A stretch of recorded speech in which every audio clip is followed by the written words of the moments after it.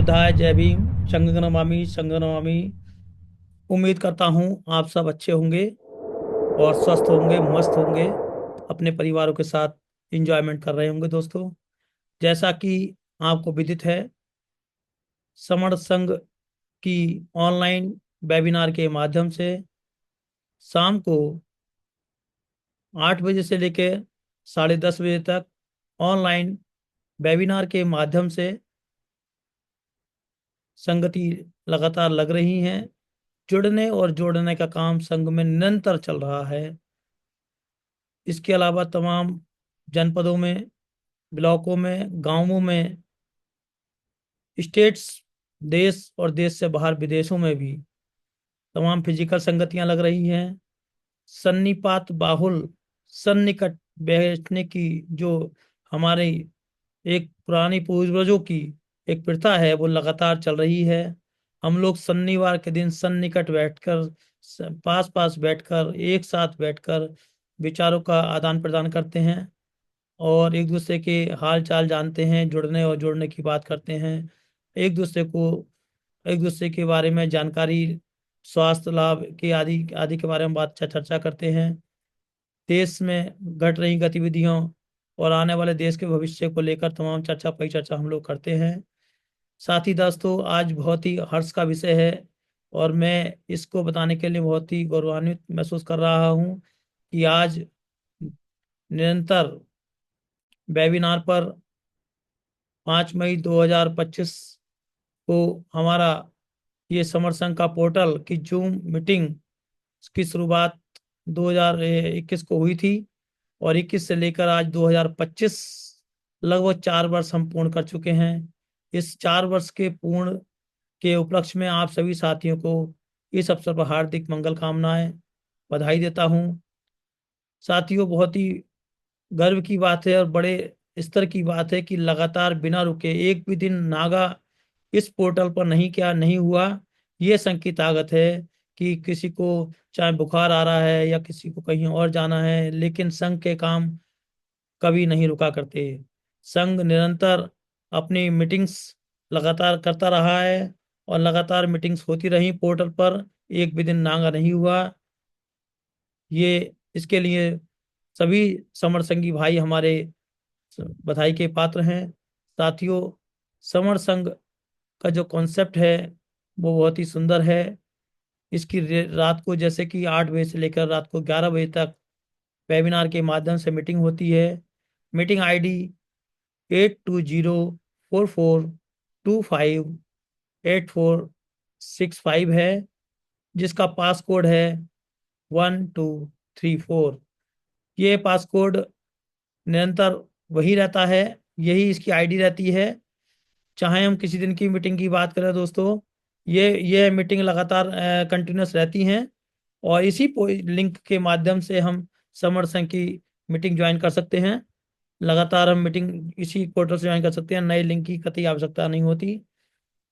Summer संघ जो समण से ही शब्द से ही ज्ञात है। समण, समण समानता में रमण करने वाले लोग, समता में विश्वास करने वाले लोग, समण लोग वही इसमें आ सकते हैं। समण के अलावा इसमें वमन की एंट्री नहीं हो सकती। समण मतलब समता में विश्वास करने वाले, समता, स्वतंत्रता, बंधुता और न्याय में विश्वास करने वाले लोग ही इसमें प्रवेश कर सकते हैं। दोस्तों, यह संघ कोई आज का संघ नहीं है, यह बहुत ही पुरातन संघ है।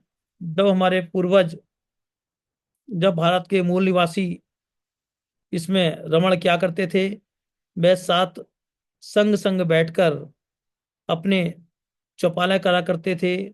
साथ में प्रत्येक शनिवार को इकट्ठा बैठा करते थे, चर्चा पर चर्चा करते थे।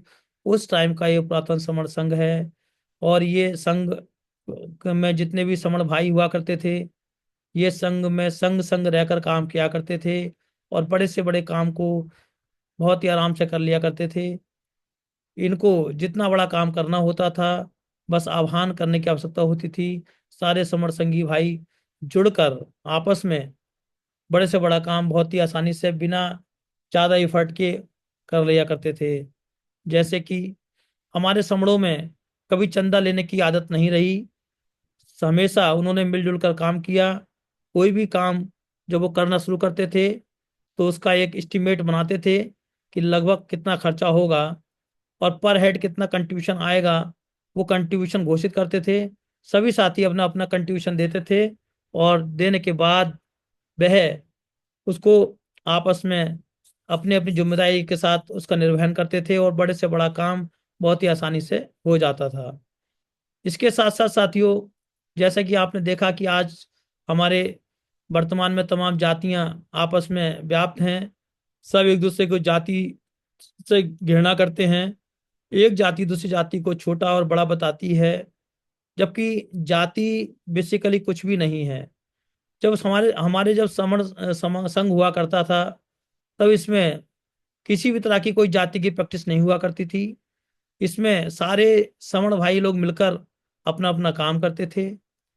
जिसका जो काम होता था वह उसकी पहचान होती थी, वही उसकी जात होती थी। उसको ही बाद में कुछ षड्यंत्रकारी लोगों ने उसको जाति घोषित कर दिया।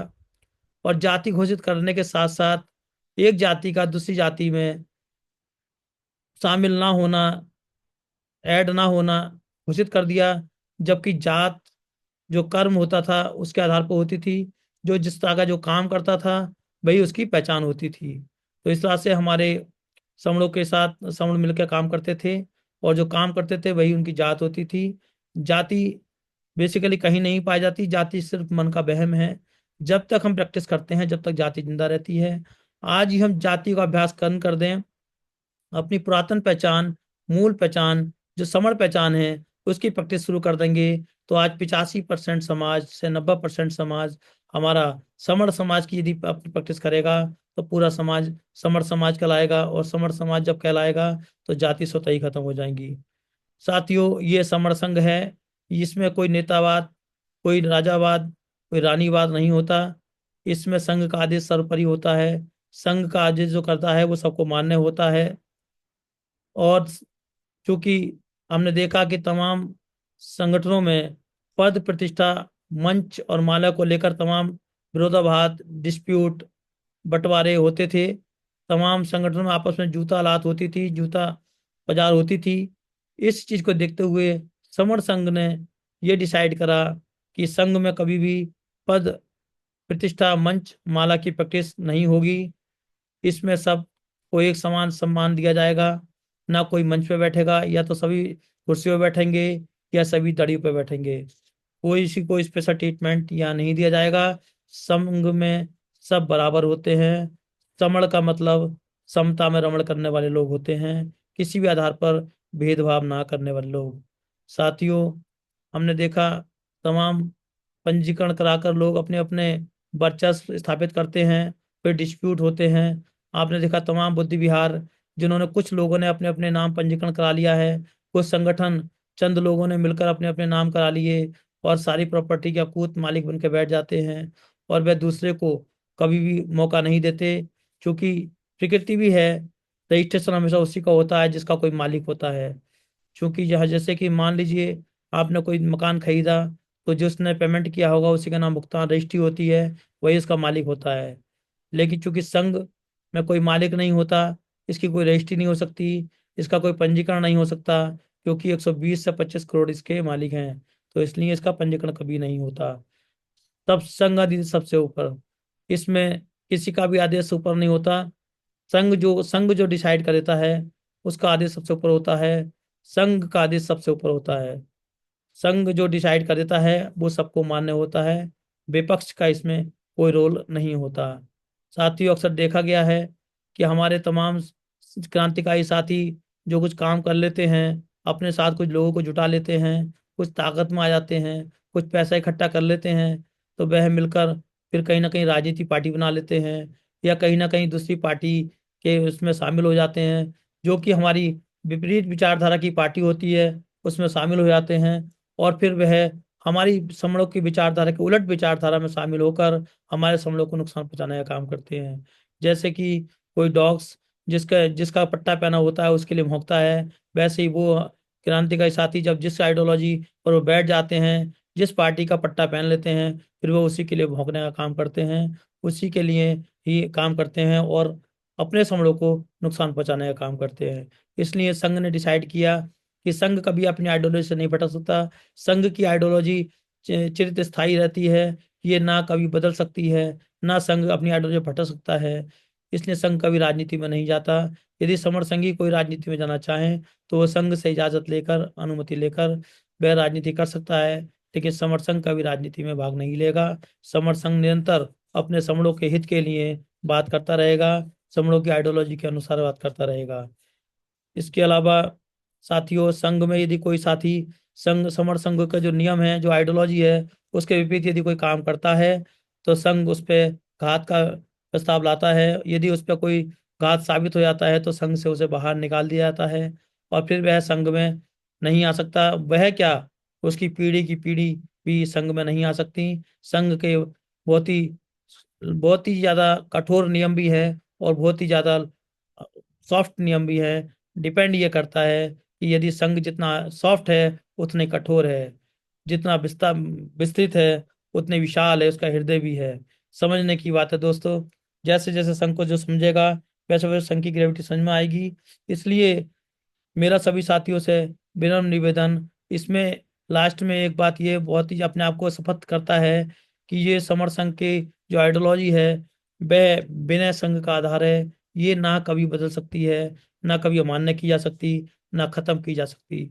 समय के अनुसार जैसे कि मॉडर्नाइज होता है, इसमें कुछ एडिशनल ऐड किया जा सकता है, लेकिन इनकी आइडियोलॉजी को कभी खत्म नहीं किया जा सकता। इस बात की समर संघ स्वयं में शपथ करता है। तो साथियों, समर संघ का कॉन्सेप्ट बहुत ही शानदार है, बहुत ही सुंदर है। जरूरत है हमें इसके कॉन्सेप्ट को समझने की। और आज अपने अपने हित में, बच्चों के हित में, देश हित में, राष्ट्र हित में, संविधान हित में हमें अपने अहम और वहम को त्यागते हुए, अपने अपने व्यक्तिगत स्वार्थों को त्यागते हुए हमें देश हित में हमें आगे बढ़ के काम करना चाहिए। एक दूसरे से कंधा मिलाकर समर संघ की आइडियोलॉजी को समझते हुए संघ के साथ मिलकर काम करना चाहिए। जब हम इकट्ठा होंगे तभी हम मजबूत होंगे, सशक्त होंगे, और तभी हमारे सबके हक अधिकार सुरक्षित होंगे। और फिर से ये भारत महाभारत बन सकेगा, भारत सोने की चिड़िया कहलाएगा। साथियों, इसलिए मेरा सभी साथियों से ये आह्वान है, अपील है कि आप सब लगातार समर संघ के कॉन्सेप्ट को सुने, जाने। आपके लोकल स्तर में जहां भी समर संघ की फिजिकल मीटिंग लग रही हो, उस मीटिंग में आप अनिवार्य रूप से प्रतिभाग करें। समर संघ के कॉन्सेप्ट को जब तक समझ में ना आए, जब तक आप स्पोक ना बने।